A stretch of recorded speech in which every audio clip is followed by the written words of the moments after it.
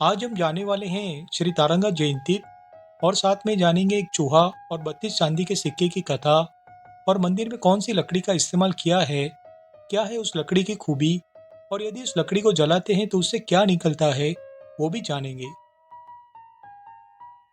Hello friends, welcome to our channel Jai Gira.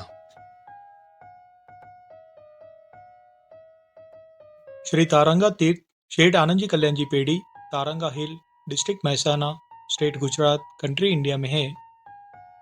चलिए श्री तारंगा तीर्थ के इतिहास के बारे में जानते हैं। तारंगेरी पर 13वीं शताब्दी में निर्मित 52 देवकुल का सहित आज भी दृढ़ता से खड़ा है और 900 वर्ष पूर्व जैन आचार्य श्री हेमचंद्राचार्य और गुर्जर नरेश कुमार बाल की गौरव गाथा सुना रहा है। आज भी उतना ही गौरवशाली और सुरक्षित बनाए रखने के लिए अनेक दानशील जैन महापुरुषों ने समय समय पर इसका जीर्णोद्धार और विस्तार किया है। इस पर्वत और इसकी गुफाओं में अनेक मुनियों और साधुओं की स्मृतियां समाई हुई है। यही कारण है कि यह एक पूजनीय तीर्थ स्थल बन गया है। प्राचीन जैन ग्रंथों और तीर्थ स्थल में तारंगा को तारोर, तारावर नगर, तारणगिरी, तारणगढ़ आदि नामों से उल्लेख किया गया है। वर्तमान में तारंगा नाम से प्रचलित हो गया है। राजा कुमारपाल एक चूहा और 32 चांदी के सिक्के के कारण इस मंदिर को मूषक विहार के नाम से भी जाना जाता है। चलिए अब एक चूहा और 32 चांदी के सिक्के की कथा जानते हैं। यह उन दिनों की बात है जब राजा कुमारपाल जैनाचार्य श्री हेमचंद्राचार्य की शिक्षा के अनुसार राज्य का संचालन कर रहे थे। राजा कुमारपाल गुरुदेव के चरणों में बैठकर अपनी निजी जीवन के बारे में बात कर रहे थे। गुरुदेव शांति से सुन रहे थे। अपनी यात्रा के बारे में बताते हुए राजा एक घटना की कहानी सुनाते हैं। प्रभु, मैं सिद्धराज से चुपते चुपते अरावली पहाड़ियों पर पहुंच गया था। मैं तारगिरी की पहाड़ी पर एक ऊंचे पेड़ के नीचे बैठा था। मैं बहुत थका हुआ था, लेकिन अचानक मैंने वहां एक दृश्य देखा और मैं अपनी थकान भूल गया। पेड़ के गोखले से एक चूहा बाहर निकला और उसके मुंह में एक चांदी का सिक्का था। उसने सिक्के को एक जगह पर रखा और वापस अंदर चला गया। थोड़ी देर में वह एक और एक सिक्का लेकर बाहर आया। उसने उस सिक्के को भी पहले सिक्के के पास रख दिया और वापस अंदर चला गया।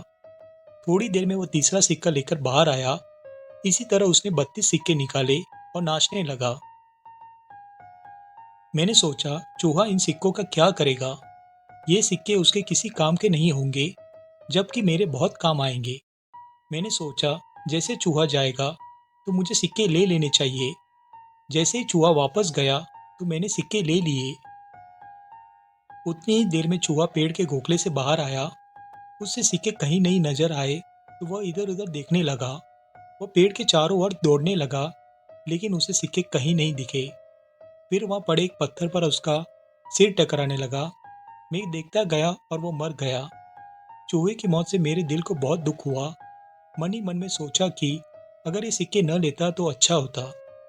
गुरुदेव, मैं कैसे इस पाप का प्रायश्चित करूं?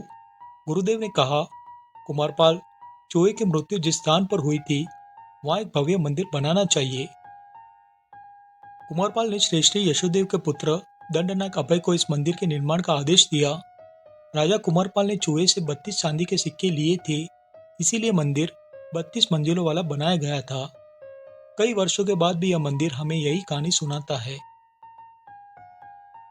17वीं शताब्दी में रचित कवि श्री ऋषभदास अपनी कविता कुमार पालरास में कहते हैं कि इस मंदिर के शिखर को कोई क्षति नहीं पहुंचाई गई है, इसीलिए इसे प्राचीन काल का बताया जाता है। मंदिर को पहली नजर में देखकर मूर्तिकार द्वारा बनाए गए स्थापत्य सिद्धांतों के अनुसार सुंदर रचना की है। मूर्तिकार द्वारा बनाए गए जडम्बो, कणी, अंतरणी, क्रास पट्टी, कलश आदि बिल्कुल स्थापत्य नियमों के अनुसार की गई है। मंदिर में कलाकृति साफ सुथरी है, जो इसे सुंदर बनाती है। मंदिर के शिखर पर जटिल नक्काशी की गई है।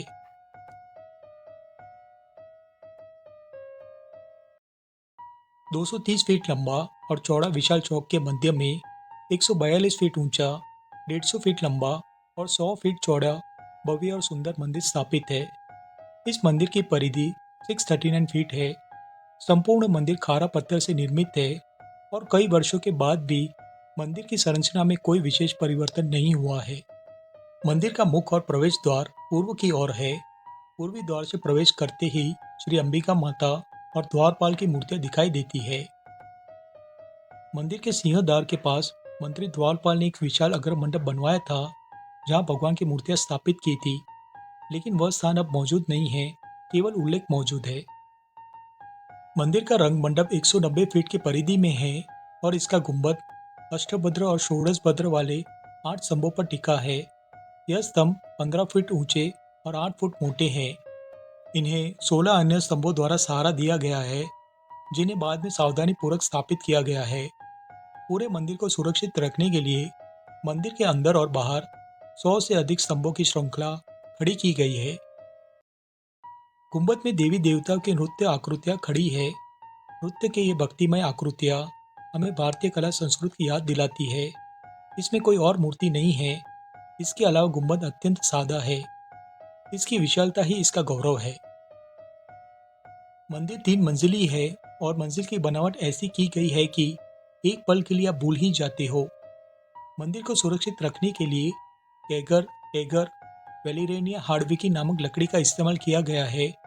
यह लकड़ी दूसरे मंदिरों में कम ही देखने को मिलती है। इस लकड़ी की खूबी यह है कि यह जलाने पर भी जलती नहीं है, बल्कि अंदर से पानी बहता है। वर्तमान में लकड़ी के शिखर वाले हिस्से को बंद कर दिया गया है।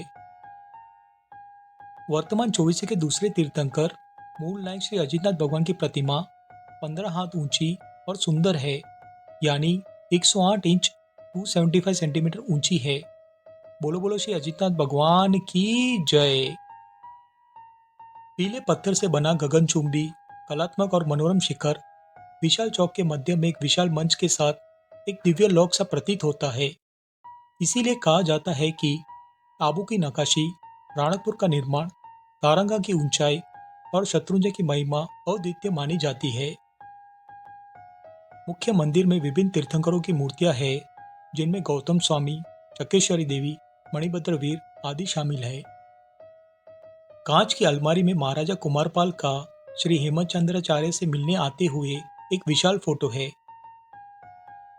महामंत्री वास्तुपाल तेजपाल ने आचार्य देव श्री विजय सेन सूरी जी द्वारा संवत 1284 के फाल्गुन सुद द्वितीया को इस मंदिर के गोखला में भगवान ऋषभदेव और भगवान नेमिनाथ की स्थापना करवाई थी। वर्तमान में इस गोखला में यक्ष और यक्षिणी की मूर्तियां हैं। मुख्य मंदिर के पीछे भगवान श्री कुंतुनाथ, श्री सुमतिनाथ भगवान, श्री शीतलनाथ भगवान का मंदिर है। मुख्य मंदिर के बाहर दाहिनी और गोखला में श्री पद्मावती देवी है, जबकि बाई और महाराजा कुमारपाल घोड़े पर बैठकर भगवान के दर्शन के लिए जाते हुए दिखाई देते हैं। ऐसी मूर्ति है। इस तीर्थ के नजदीक में और भी जैन तीर्थ है, जिनकी डिटेल वीडियो की लिंक डिस्क्रिप्शन बॉक्स में दी है। यहाँ पे धर्मशाला की व्यवस्था है, जहाँ ठहरने के लिए रूम्स की सुविधा उपलब्ध है और यहाँ पे भोजनालय की सुविधा भी उपलब्ध है। इसी तरह प्यार बनाए रखिए और बने रहे जयगीरा परिवार के साथ। प्लीज विजिट कीजिए श्री तारंगा जैन तीर्थ।